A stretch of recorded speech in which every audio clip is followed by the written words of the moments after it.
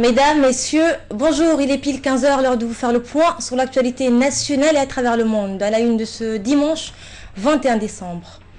Donc, le président de la République lance l'assurance maladie universelle. À ce titre, j'aurai comme invité sur ce plateau Yahya Ali, notre collègue qui a produit un documentaire sur notre système, sur notre santé du système djiboutien. Bonjour.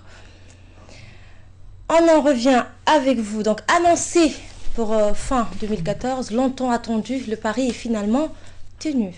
Il s'agit de l'AMU Assurance Maladie Universelle, l'ambitieux projet du président de la République pour une couverture médicale maximale. L'annonce a été faite aujourd'hui, 21 décembre, lors d'une importante cérémonie qui s'est tenue au Djibouti Palace Kepensky. Cette cérémonie a été présidée par le chef de l'État, Ismaïl Omar Guelleh, qui est arrivé en compagnie de son épouse, la première dame, Khadra Mohamed Haid, où un accueil chaleureux leur a été réservé.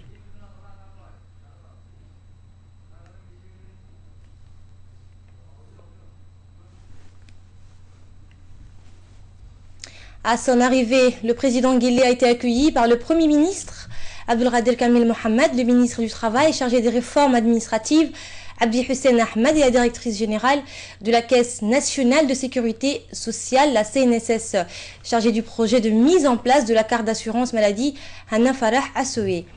La cérémonie a vu la participation des membres du gouvernement, de l'Assemblée, des différents corps constitués, civils et militaires, ainsi que des représentants de la société civile.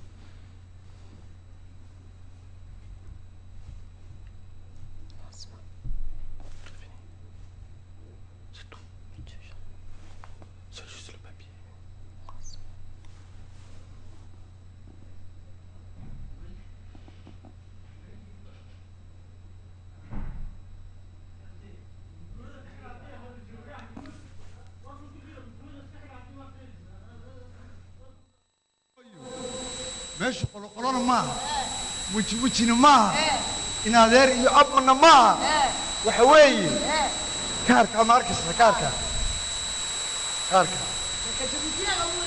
ما هو كانوا حوي عايشة العاصمات.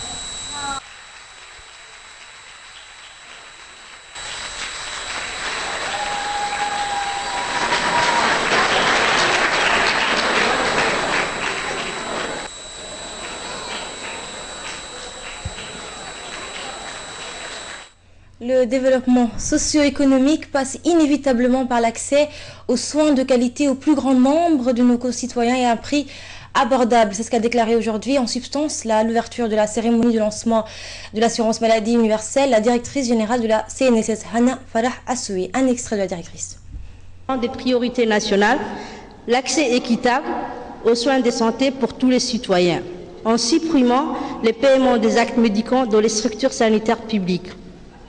L'adoption de la gratuité des soins de santé, prônée par les différentes politiques de santé publique depuis l'accession de notre pays à l'indépendance, a eu pour conséquence une surconsommation médicale, une surcharge d'activité, biaisant ainsi toutes les anticipations et les projections émises.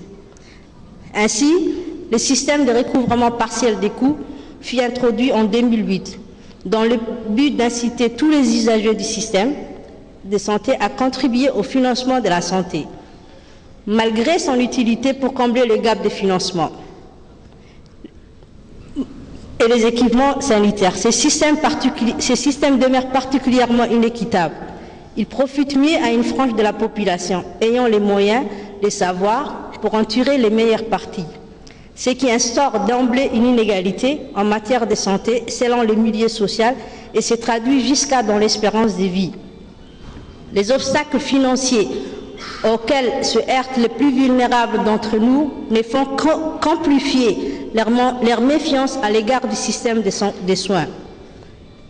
Face à ces constats, le président de la République a initié tout récemment la mise en place d'un système d'assurance maladie universelle dont la loi fut adoptée à l'unanimité par le Parlement. Cette loi, ratifiée le 5 février 2014, définit les contours et l'architecture de l'assurance maladie universelle, qui est composée de deux régimes. Le régime MO, l'assurance maladie obligatoire, et le régime PASS, le programme d'assistance sociale santé. Ce système d'assurance maladie vise à garantir à l'ensemble des Djiboutiens un accès sans interruption des soins. Il s'agit d'un système contributif basé sur les principes de base de la protection sociale. Autrement dit, contribuer en fonction de ses revenus et recevoir selon ses besoins. Il est aussi fondé sur les principes de la solidarité et de la mutualisation des risques et du tiers payant. Ce système permettra désormais aux plus nantis d'appuyer les plus démunis, aux bien portants d'appuyer les souffrants. Cette solidarité, socle de notre culture, prendra tout son sens à travers ces systèmes ambitieux. Le ministre du Travail chargé de la réforme administrative, M. Adi Hussein Ahmed, a indiqué pour sa part que la mise en œuvre de l'assurance maladie universelle est d'abord une forme de lutte contre l'exclusion d'une partie de la population qui a nécessairement besoin d'être prise en charge et d'être soignée. Les soins pour tous font partie des objectifs de développement du millénaire décrétés par les Nations Unies au début de ce 21e siècle. Les droits à la sécurité sociale sont également, selon le ministre, réclamés et défendus par le Bureau international du travail, le BIT, pour être applicable sur le continent africain avant 2015. Écoutez le ministre. Excellence, Monsieur le Président, tous les moyens sont mis en place pour la réussite du lancement de l'assurance maladie universelle. Le contenu des prestations AMU se décline comme suit: l'assurance maladie obligatoire ou AMO, qui est un régime contributif, se compose de 3 régimes: le régime des agents de l'État, le régime des travailleurs indépendants, le régime des étudiants et des retraités. Le programme d'assistance sociale de santé, ou PASS, est un régime subventionné. Il vise et concerne pratiquement les personnes dites indigentes. Chaque affilié disposera d'une carte vitale pour se soigner, comme on l'avait vu dans le sketch. Les financements des différentes prestations AMU sont mis en place. Le FSS AMU, le Fonds social donc de solidarité, est alimenté à hauteur de 1 milliard de francs Djibouti et une dotation de plus de 1,3 milliard figure dans la loi des finances 2015 pour prendre en charge la population assujettie à l'assurance maladie obligatoire. Excellence, Monsieur le Président, à travers la mise en œuvre de l'AMU qui s'est élargie aux couches de la population qui en étaient exclues, notre pays s'est non seulement conformé aux préoccupations des Nations Unies à travers la Déclaration universelle des droits de l'homme ou à l'atteinte des objectifs du millénaire OMD sur le droit à la sécurité sociale pour tous, mais aussi à l'objectif du BIT pour l'Afrique 2007-2015 qui estime que le défi principal pour la protection sociale en Afrique est d'étendre la couverture de la sécurité sociale pour permettre l'accès aux soins de santé à l'ensemble de la population. Ce système d'assurance maladie universelle, né de la volonté présidentielle de permettre à sa population la plus vulnérable d'avoir accès aux soins de santé, nous permettra aussi, par la même occasion, de réduire la fracture sociale et la pauvreté. Dans son discours prononcé à la cérémonie de lancement de l'assurance maladie universelle, le chef de l'État Ismaïla Omar Guelleh s'est longuement attardé sur la situation du système de santé djiboutien qui, a-t-il dit, se voulait au départ généreux, mais qui a marqué ses limites. Une remise en question du système impliquait une profonde réflexion, une prise de conscience, mais aussi une mobilisation de moyens. Pour avancer, il faut plus de médecins, de spécialistes, d'infrastructures sanitaires, d'équipements médicaux modernes et sophistiqués et un personnel qualifié pour les utiliser, ainsi que des moyens financiers conséquents pour avoir accès aux médicaments. Écoutons un extrait de l'intervention du président. Il est des occasions comme celle qui nous réunit aujourd'hui qui donnent tout son sens et son poids au devoir de solidarité d'une nation et qui mettent chacun d'entre nous face à ses responsabilités en tant qu'individu et en tant qu'acteur d'une collectivité. En effet, vous l'avez constaté, si nous sommes tous vulnérables face à la maladie, nous ne sommes pas égaux face aux soins. Comme viennent de le démontrer les nombreux témoignages, le coût d'une ordonnance et d'une consultation représente des sommes importantes, même pour ceux de nos concitoyens qui disposent d'un revenu moyen. Que dire donc des plus modestes? Les familles sont donc confrontées à des choix difficiles dans les périodes les plus incertaines de leur vie. Le paiement direct rend de ce fait inaccessible, même certains soins de base et contribue à la paupérisation de nos populations ainsi qu'à la dégradation de leur état de santé. Aujourd'hui, notre système de santé, pensé au départ pour être généreux et inclusif, a atteint ses limites. Il montre des défaillances qui doivent nous interpeller. Et pourtant, notre État n'a jamais lésiné sur les moyens accordés à la santé de nos concitoyens. Du fait de notre politique volontariste axée sur le développement humain, nous avions fait le choix d'investir massivement dans ce secteur à travers la multiplication des infrastructures sanitaires sur l'ensemble du territoire.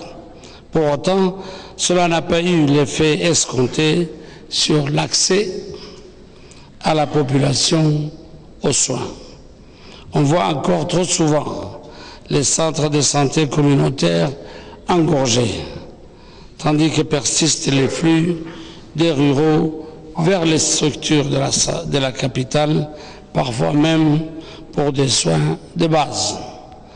Nous avons investi dans les formations des cadres de santé pour pallier au manque de personnel médical qualifié afin de garantir l'égalité en matière de qualité de santé. Nous avons multiplié par 3 le budget de la santé. Pourtant, force est de constater que ces efforts budgétaires ne se reflètent pas dans la qualité des soins délivrés. De même, les coûts pour les patients dans les structures publiques demeurent onéreux. Face à cette situation jugée alarmante, il apparaît évident qu'une réforme profonde du secteur de la santé et de son financement s'impose pour restaurer l'équité, rétablir l'équilibre et rationaliser des dépenses pour regagner la confiance des Djiboutiens en leur système de santé. Le chef de l'État s'est prononcé pour la réforme du système de santé et la mise en place de structures sanitaires devant fournir à tous des soins de qualité. Cette réforme, a-t-il souligné, je l'ai voulu pour aider et soulager ceux et celles qui ne peuvent supporter les prises en charge de traitements et des médicaments. Combien sommes-nous concernés, a précisé le président, par les problèmes que posent pour nous ou nos proches le diabète, l'hypertension artérielle, les accidents vasculaires cérébraux, les insuffisances rénales et autres maladies. On l'écoute. La réforme de l'assistance maladie que nous engageons aujourd'hui n'est que le prélude de ce qui sera la refonte complète et en profondeur de notre système de santé. Ceci dit, cela n'augure pas pour autant une remise en question de la générosité dont nous devons faire preuve. Bien au contraire, nous réformons pour que nos ressources servent à bâtir un système équitable qui fournit des soins de qualité à tous. Et surtout, bâtir un système plus juste qui donne plus à celui qui en a le plus besoin.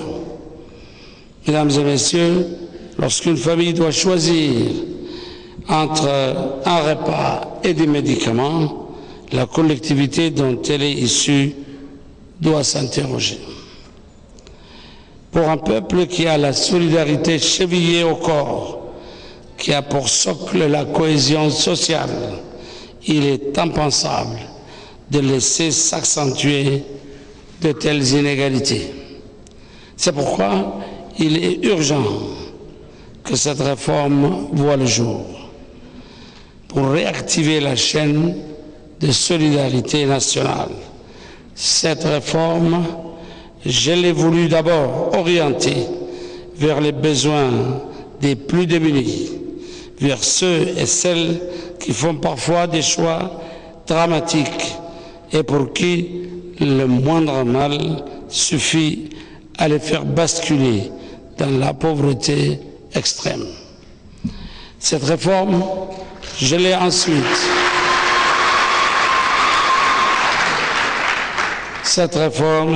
ensuite voulue pour celles et ceux qui sont des membres actifs de notre société, qui travaillent, qui se lèvent chaque matin et font des métiers parfois difficiles pour subvenir aux besoins de leur famille, mais pour qui un accident ou une maladie sérieuse signifie la perte du revenu, la dépendance et donc l'appauvrissement. Cette réforme, je l'ai aussi voulue pour soulager celles et ceux qui supportent seuls les traitements longs et coûteux liés aux maladies chroniques. On le sait, une hypertension artérielle ou un diabète mal suivi du fait des paiements associés au suivi médical aboutissent le plus souvent à des maux bien plus graves et même fatales, tels que l'AVC ou les insuffisances rénales.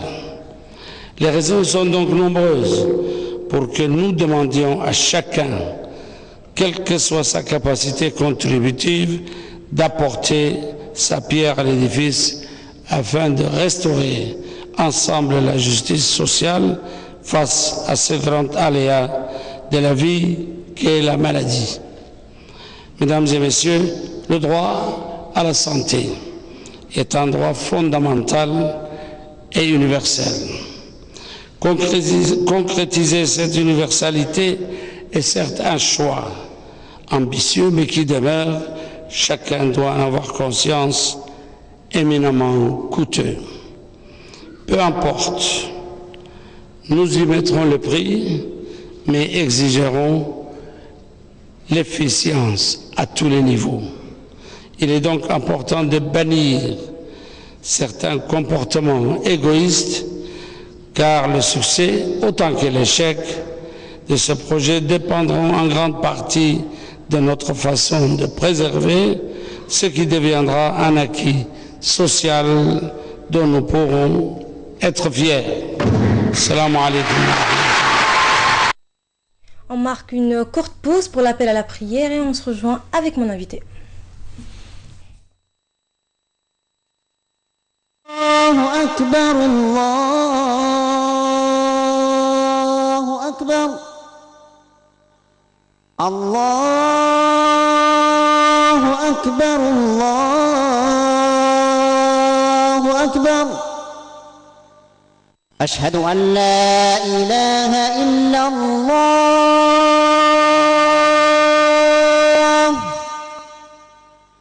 أشهد أن لا إله إلا الله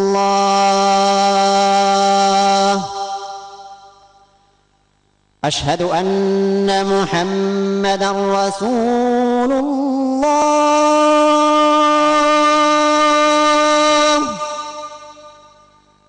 أشهد أن محمدا رسول الله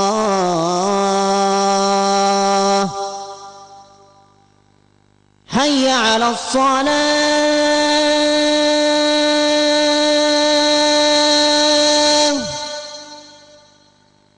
حي على الصلاة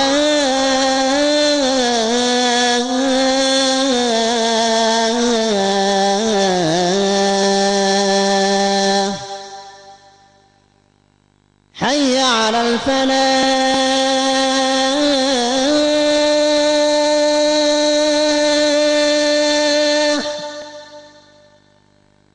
حي على الفلاح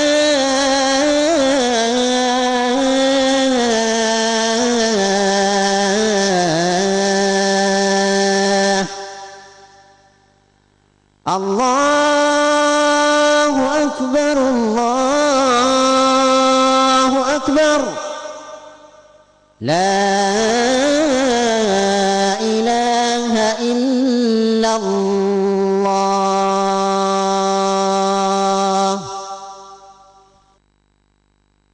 اللهم رب هذه الدعوة التامة والصلاة القائمة آت سيدنا محمدا الوسيلة والفضيلة وابعثه اللهم مقاما محمودا الذي وعدته إنك لا تخلف الميعاد. Faut-il savoir, comme toute chose, la santé a un coût. Il faut des moyens financiers pour se soigner, pour soigner son enfant, sa famille. Yahya Ali, vous avez produit un documentaire sur le système de santé djiboutien. Donc, coût de la santé, intitulé La pilule amère. On y jette un coup d'œil et on revient avec vous.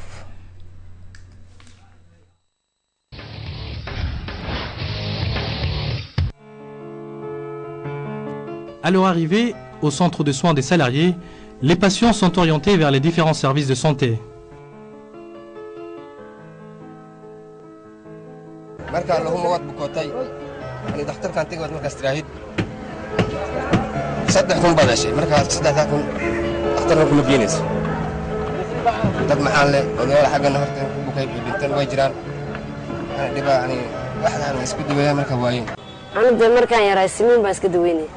noloshayda simiyo iska daweynay anuma baran de privé markii aan shaqo tagayna simi baan iska daweynay kolkii simiga iska shaqada ka tagayna bilaa dhakhtar baan noqday waan kala dhacay bay'ad shirkadaan furay dhakhtar buu iga dhamaaday kolkaan galaba saacada loo xisaabinay marka consultation ku dhashan kuna faran ama awoodin inaan inta bixiyo ma awoodin saddex ishaan ku jiray lacag qaaliya la iga qaaday ma awoodin dukaankayga kala dhacay أنا سيدي وفكر يا له مرة والله ما حد شق اسمه دكتور بعد كل بحين أبو إلهي كادر سيجي راديو يعني كم مغلي دتك هو الريو يعني عافماتك كو أرضي اسمي جس سوق عنها شان تبغى يكون مركان بدات كي جي وحسابين بشي وحكاجو آية كنا كتفرم.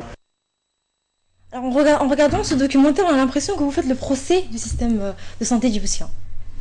Un procès, non, Asma, mais plutôt, je relate une réalité. Je mets en lumière plutôt une réalité où notre système aujourd'hui de santé présente des limites. On sait très bien qu'aujourd'hui, pour se soigner, comme le disait dans ce documentaire, vous avez vu des gens, des pêcheurs qui n'arrivaient pas à se soigner faute de moyens. Ils gagnent à peine 3 000 francs par exemple et ils n'arrivent pas à payer par exemple des frais de soins. Donc c'est un système qui a montré ses limites. Donc on sait aussi que le gouvernement djiboutien a vraiment investi dans plusieurs domaines et la santé a également été parmi les priorités. Le président de la République vient de le dire qu'ils avaient triplé même le budget de l'État. Cependant, des franges de la population manquent de soins. Ce qui s'est passé, c'est qu'on a surtout créer des structures, des centres de soins dans les différents quartiers, mais aussi dans les différentes régions, où on traitait souvent des maladies assez bénignes, mais que la personne, une fois que le cas est beaucoup plus critique, il fallait qu'il se rende dans un hôpital, par exemple, public ou dans une clinique privée. Et là, on lui faisait payer donc des factures assez salées, surtout dans le privé. Et pour le public, donc, il fallait également des analyses, par exemple, biologiques, radiologiques, et des fois, ça demandait des hospitalisations. Alors, pour une personne qui a un revenu assez limité ou des personnes qui n'ont pas les moyens, donc c'était difficile de pouvoir se soigner. Justement, où se situent les inquiétudes des Djiboutiens? Ils peuvent se soigner, mais on manque de médecins spécialistes. Médecins spécialistes, nous avons des médecins. Par exemple, si je vous donne, j'ai quelques chiffres avec moi, on a 106 par exemple médecins qui sont généralistes. Pour les spécialistes, toutes spécialités confondues, ils sont environ 68. Nous avons 20 dentistes, et voilà. Donc, les normes, d'abord, internationales, par exemple, de l'OMS, il faudrait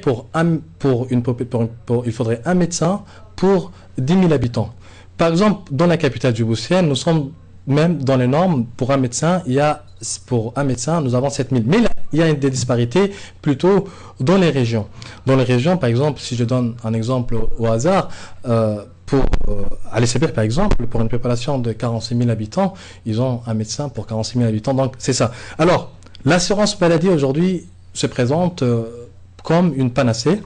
Et on a envie de pallier à ce système, offrir beaucoup plus de soins et permettre à beaucoup plus de personnes de pouvoir se soigner. Alors l'assurance maladie, si je vous le schématise, d'abord il y a ce qu'on appelle l'assurance maladie obligatoire, et là c'est-à-dire que les personnes salariées, tout type confondu, cotiseront plus pour qu'on puisse payer les coûts afin qu'on permette à d'autres populations, par exemple les plus démunies, d'avoir accès à des soins gratuits. Et ça s'appelle le coût de la cotisation pour avoir des soins de qualité va augmenter. C'est ça ce que les Djiboutiens veulent savoir. Bien évidemment, il y a des textes de loi. Vous avez écouté un peu les différents discours dans cette édition. Il y aurait une augmentation, bien évidemment, pour les salariés, qui n'est pas très importante, mais en revanche, ces salariés auront accès à beaucoup plus de soins de qualité, ils seront beaucoup plus exigeants, bien évidemment, mais aussi ils auront accès, par exemple, on leur paierait peut-être le coût des hospitalisations, mais l'assurance maladie, c'est donc le programme ou le projet qui vient d'être lancé. Là, c'est la première partie qui vient d'être lancée. C'est que dans les par exemple, la personne pourrait se soigner également dans une clinique privée. Elle payerait, par exemple, la différence qui existe. Si il se soignait dans le public, on se soigne par une ordonnance, c'est 5 000 francs. Donc, si il va dans le privé et s'il a, par exemple, la consultation est de 7 000 francs, il va payer que la différence, c'est-à-dire les 2 000 francs. Donc, c'est surtout le système, c'est-à-dire que les gens cotisent. On invite également les travailleurs indépendants. Vous avez vu, par exemple, l'exemple de la boutiquière qui avait ouvert une boutique en 2010. Cette boutiquière, elle a failli mettre sous les verrous donc cette boutique parce qu'elle n'arrivait plus à payer les frais ou le coût inhérent donc des soins.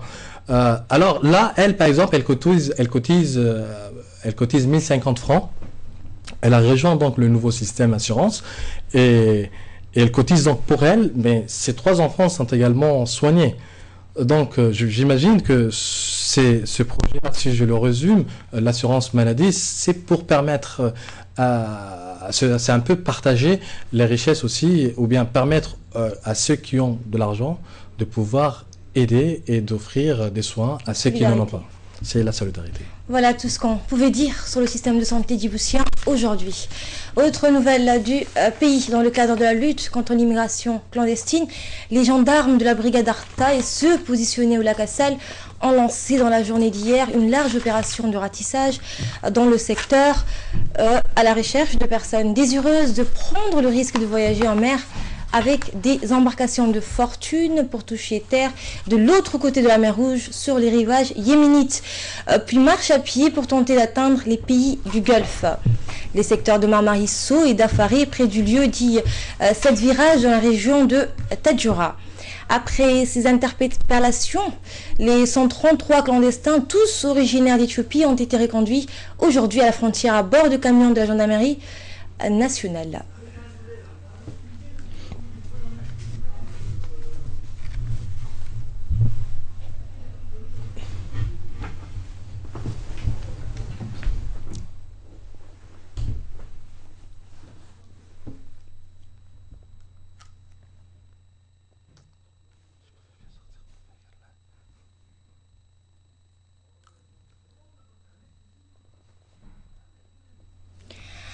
Une enfant est à la recherche de ses parents. Avant de passer l'actualité internationale, nous portons à la connaissance de nos téléspectateurs et téléspectatrices qu'une jeune fille dénommée Asma Hassan se trouve au poste du 3e arrondissement.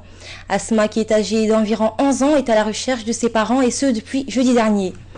Elle avait suivi une autre jeune fille qui l'a déroutée de son quartier. Sa maman se nommerait Madina Hassan. Pour toute information sur cette jeune fille, quand vous présente la photo, prière de téléphoner au 3e arrondissement au 21 34 05 06 ou au 77 65 61 35. Actualité internationale sans images et en bref, Tunisie, second tour de la présidentielle.